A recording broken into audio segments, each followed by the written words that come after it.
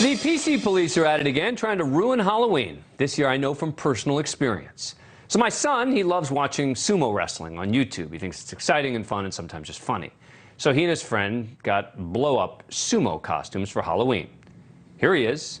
No cultural stereotypes, just the blow-up body outfit. He wore it yesterday to a Halloween party in a New York City park. While there, his mom was asked if we thought the costume was inappropriate.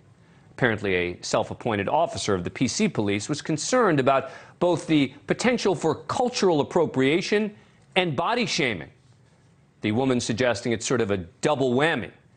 What it is, it's a double whammy of absurdity. When it was mentioned to me, I looked up the current state of the Halloween PC police, and I found an article from Good Housekeeping this year called 15 Offensive Halloween Costumes That Shouldn't Exist. So let's dig in a little.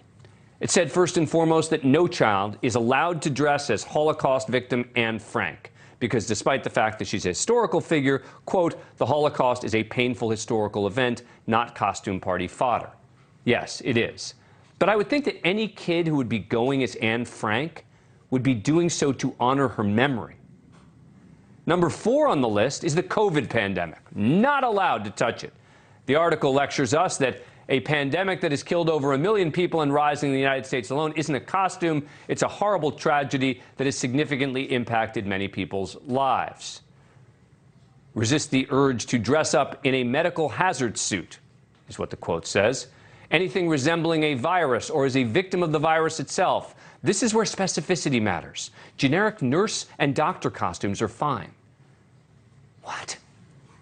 I mean, yeah, a COVID victim wouldn't exactly be in good taste, but the rest of it? Number 7 on the no-no list is a terrorist. The article tells us this falls under the same heading of making light of national tragedies. Does it really? People dress up as evil characters all the time. Isn't that what Halloween is? I mean, about witches? Doesn't mean we agree with them. The next costume we're supposed to avoid, one of my favorites, the zombie version of deceased celebrities like David Bowie. The article says it's okay to pay tribute to someone famous, quote, but don't, we repeat, do not add zombie makeup. It's always too soon to wear anything reminiscent of someone's corpse, period. So you can honor a favorite celebrity who is dead, and you can dress like a regular zombie, but not a famous zombie. Got it?